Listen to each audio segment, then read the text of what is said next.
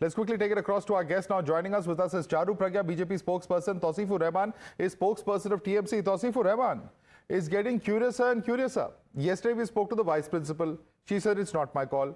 I mean, that appointment letter has two signatures of the vice principal and of the TMC MLA, Mr. Ashok Deb, who happens to be president of the governing body. He says, I also didn't take that call. I told my bosses, and he's even naming Mamta Banerjee. Who is protecting this individual, Manojit? Madam, absolutely. Absolutely, I understand your theory, and it is a very serious situation. I mean, the whole India is watching and they all want to know the answer, but let me be very precise. I mean, this is a very serious case, an extremely serious allegation, and anyone found involved, I repeated yesterday also, anyone found involved, whether directly or indirectly, will face the force of the law. No individual or association will be shielded. Now, when you say कि इनको ऐसे कैसे मिल गया, क्या हुआ, नहीं हुआ, Madhav, as a layman, as a common man, if you take me not as a spokesperson of Trinamool Congress, but as a common man, if you say, like, who knows what the person is going to do? And of course, he had a history sheet, a record as well.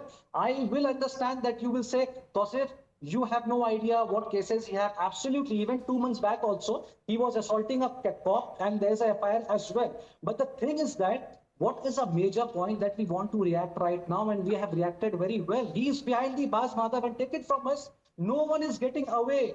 I mean, he is getting a job, he is getting so powerful inside that college. You think it's a joke? No, Tausif, when an MLA is saying that I told Mamta Banerjee, I told my president and others, why should we not believe that? It is your own party's MLA. This is not BJP or left or Congress. It is a TMC MLA saying that Mamta Banerjee was aware. Madhav, I'm not running away from your questions. However, if the excuse had any past affiliation with TMCP, that doesn't employ any institutional involvement. The law makes no distinction between base political organization. There is no differentiation, Madhav. He will face the heat, I am telling you. Okay. But if you just take out all the past, and if you talk about 2011, 2016, 17, 18, 19, agar ye sab hoga, how the victim is going to get justice? You know, the point is that, we are told that this person was suspended 3 years ago. Then he was again appointed as office staff last year. Who's responsible for these decisions? You know, when we seek answers, sir, there's a lot of obfuscation. But let me bring in Charu Pragya. 1 second. Let's go one by one, sir. Let's go one by one. Yeah, let's go one by one. Let the BJP spokesperson also come in. Charu Pragya, it doesn't matter what was happening earlier. The point is we are taking action now. Should it not matter what was the antecedents of this individual and why people in power were either protecting him or turning a blind eye? Charu Pragya.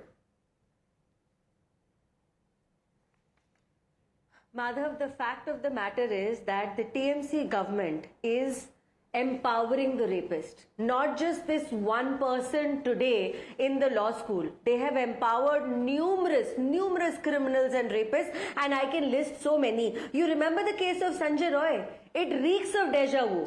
Similar situation, a criminal, a rapist, a murder, shielded by the system. Sheikh Shahjahan, shielded by the system. Shielded by a system to such an extent that by the time the CBI wanted to build a case, all the evidence had been erased, all the evidence had been destroyed. Explain this to me. He was a powerful youth leader, student leader of the TMC. A powerful one. A TMC sitting MLA writes his recommendation letter, gets him a job in a law school, out of turn. Out of turn. There were no vacancies available. It was an ad hoc appointment. It was not a regular one.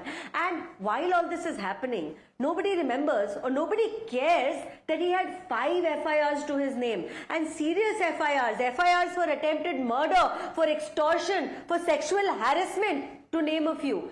This is what this person was, yet he was allowed access into a college, sifarish ki wajah se, because this is Mamta Banerjee's legacy to Bengal. This is what the legacy is, written in blood, written by rape, written in news headlines which are screaming of a situation where no woman feels safe no matter where she is. Okay. In her home, at work, in her college.